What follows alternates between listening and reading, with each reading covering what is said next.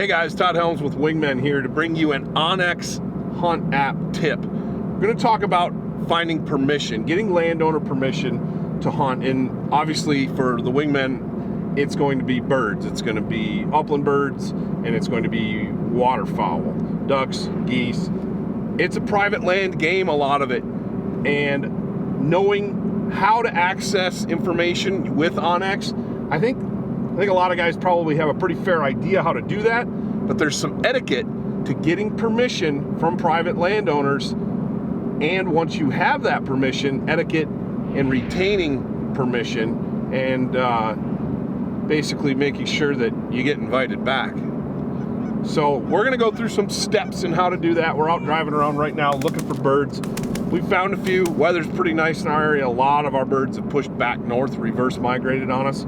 But we did find some. We're not going to show you any specific landowner names, but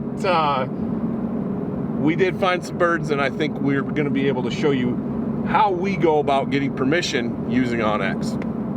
Hello, this is Todd Helms. Is Mr. Olson available? Oh, this is. Hi, Mr. Olson. Hey, I was wondering, I've been out looking for geese, and I noticed that you had a whole pile of birds in your field. And I was wondering if you allow hunting for geese. Okay. Sure. No pits. Yeah, we wouldn't dig any pits. It'd be all portable blinds. Okay. Would tomorrow work? First thing in the morning? Cool. Thank you, sir. Really appreciate it. Again, would you like any birds or anything? No? No birds? Okay. Well, thank you for letting us hunt, and we will do our best to pick up after ourselves and make it look like we weren't even there. All right. Yeah, you have a good day too. We got the green light, baby. We're gonna be able to hunt those birds on that field. Again, we watched them go off the field. By the time we got there, sorry we didn't get it on camera, but there's a bunch of birds off the back side of the field that are on the river. They're in that field, and we're gonna get out there and see if we can kill some of them tomorrow morning. So Mr. Olson was his name. That's all I'm gonna tell you. Gotta protect him, but gave us permission. So here is what we are going to do for him. Some of the tips and tactics that I like to do for etiquette. I said earlier that I like to do a face-to-face for permission. That's not always feasible. That's not always possible. And in today's day and age of COVID-19, might not even be the best thing for you to do. Not that if not all of us are worried about getting COVID or we're into the social distancing thing. I'm not going to say that. But you don't know who is and who isn't. Just because you may be, another person might not be, or vice versa. And you don't want to walk up to a landowner's door, knocking on the door and be like, hey, can I hunt? And you're basically in their space. That might freak some people out. Back in the old days, well, pre-COVID days, that's exactly how I like to do things. I'm a face-to-face kind of guy.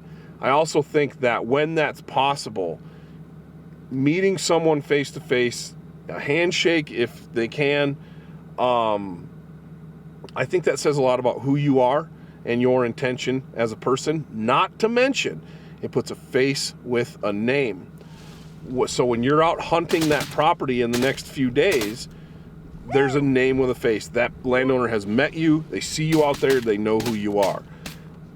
This gentleman, I couldn't track him down at home, and so we dug up a phone number and we got a hold of him and gave him a phone call.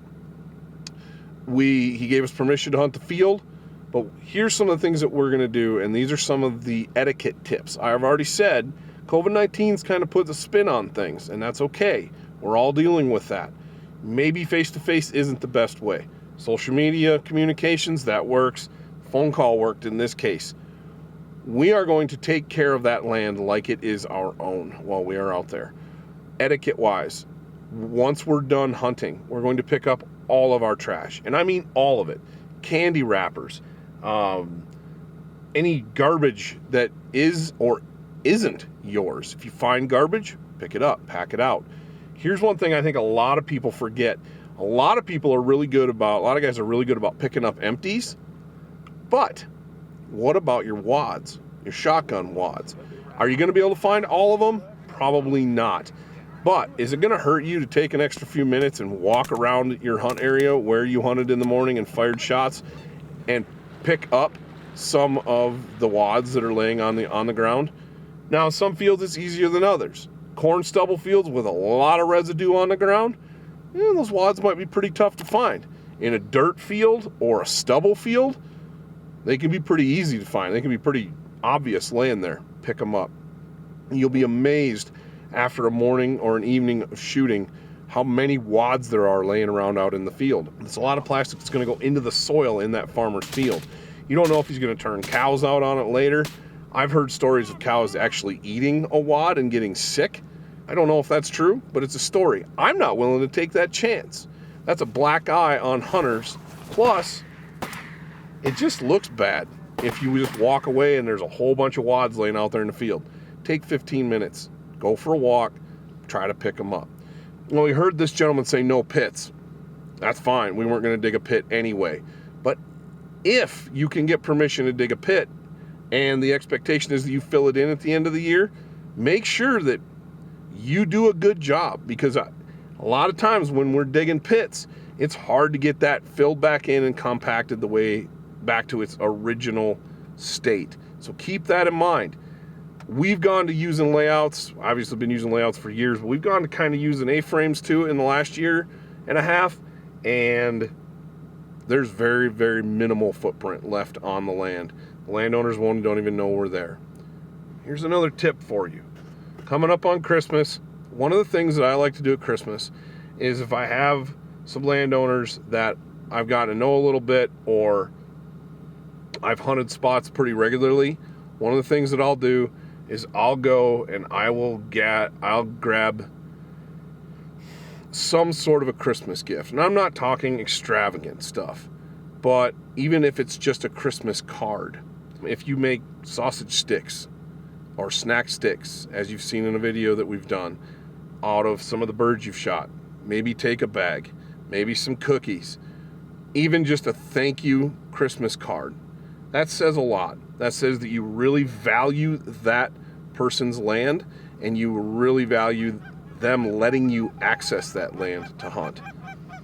Those are just some things that I think we all know how to get information with onX. It's an awesome, awesome tool. It'd be hard to do what we do without it, honestly. I remember the old days of plat maps and things like that, and it was a pain in the butt. onX makes it simple. But just because you get permission doesn't mean it ends there. Take care of your landowners. Take care of the people who are letting you hunt. And chances are, you'll be invited back to hunt next year and the year after that. So hope that helps, and have a good one. We'll see you in the field.